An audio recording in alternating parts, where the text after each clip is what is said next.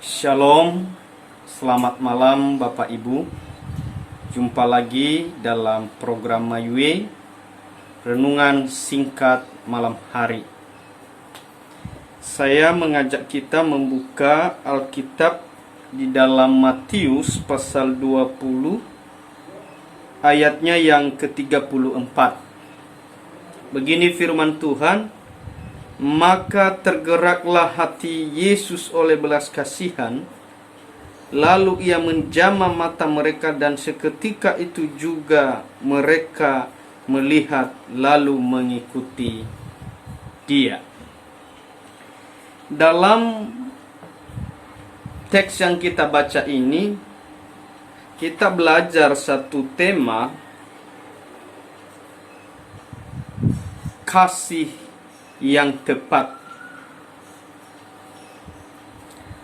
Harus kita menyadari dalam perjalanan kehidupan kita, bagaimana kita bergaul, bagaimana kita mengasihi, kadang-kadang kasih yang kita lakukan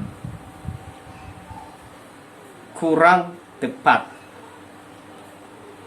atau kurang pas. Kenapa demikian?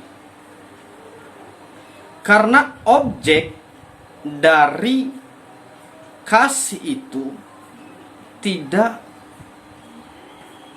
membutuhkannya.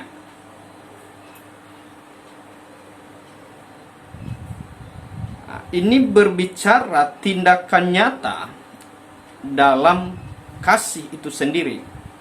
Nah, ketika Tuhan Yesus bersama dengan murid-muridnya keluar dari kota Yerikho, ada orang buta. Tentu orang buta yang dibutuhkan adalah bagaimana supaya dia melihat, bukan supaya dia makan. Beda kebutuhan, beda juga tindakan kasih yang kita lakukan. Nah, kasih itu tidak selalu harus dilakukan secara nyata. Coba kita perhatikan ayat 3, maka tergeraklah hati Yesus oleh belas kasihan. Kalau begitu, ada satu situasi yang membuat Yesus tergerak belas kasihan. Artinya hatinya iba, hatinya kasihan dengan keadaan orang buta itu. Artinya tidak selalu kasih itu dinyatakan hanya pada tepatnya.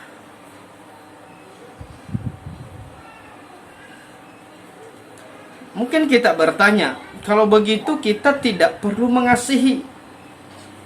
Beda. Kasih yang saya maksud di sini adalah kasih dalam tindakan nyata. Begini, kita mengasihi sesama manusia. Itu adalah hubungan sosial kita kepada manusia. Karena lawan daripada kasih kan membenci, memusuhi. Tapi kan kita tidak boleh membenci, kita tidak boleh memusuhi.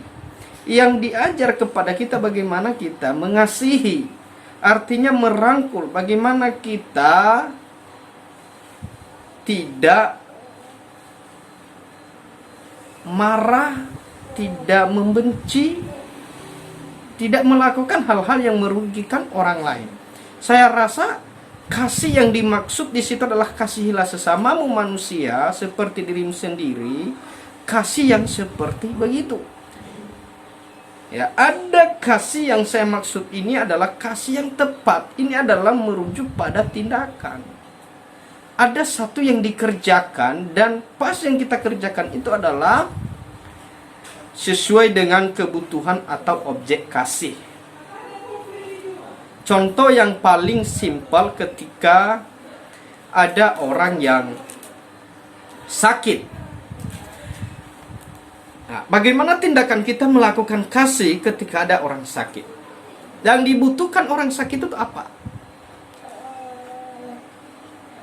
Supaya dia disembuhkan. Masa kita membawa namanya pakaian, kita membawa makanan kepada orang sakit? Saya rasa kurang pas. Yang dibutuhkannya adalah supaya dia sembuh, yang kita lakukan, kita membawa dia kepada dokter, kita membawa obat sama dia. Itu adalah kasih yang tepat.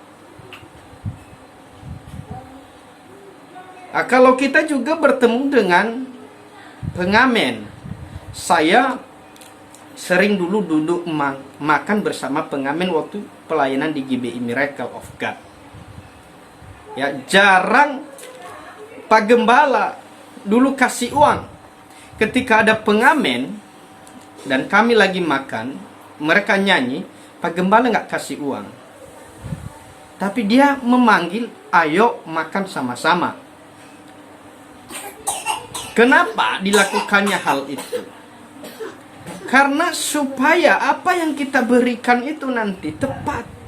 Dia mengamen untuk apa? Jangan sampai kita memberikan uang kepadanya, dia gunakan untuk beli rokok, untuk beli narkoba, untuk beli minuman-minuman keras. Sehingga kasih yang kita lakukan disalahgunakan. Ini kasih yang tidak tepat. Kasih yang tepat adalah kasih yang kita lakukan itu membangun orang itu, membuat orang itu lebih baik. Dan itu yang dibutuhkannya. Sehingga kalau ada pengamen waktu itu, dia berkata kepada saya, kita nggak perlu kasih uang. Ya kalau kita kasih 5.000, 10.000, mereka berapa orang?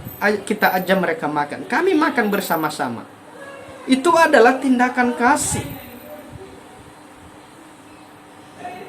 Supaya kasih yang kita lakukan itu adalah bukan menjerumuskan orang kepada hal yang tidak baik.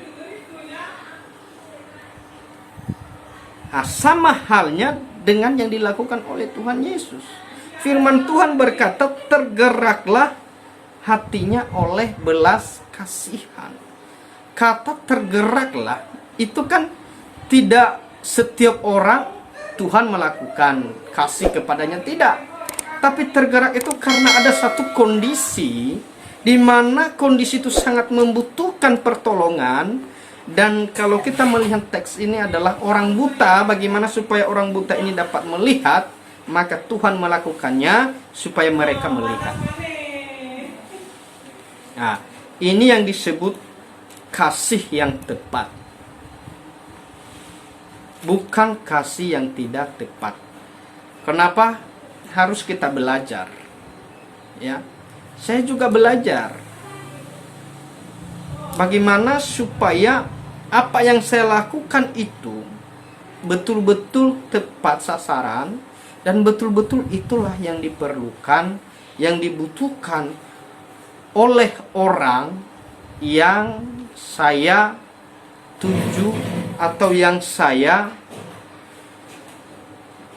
bawa dan pas sesuai dengan kebutuhan orang itu. Ya, biarlah firman Tuhan ini memberkati kita, menjadi berkat bagi kita.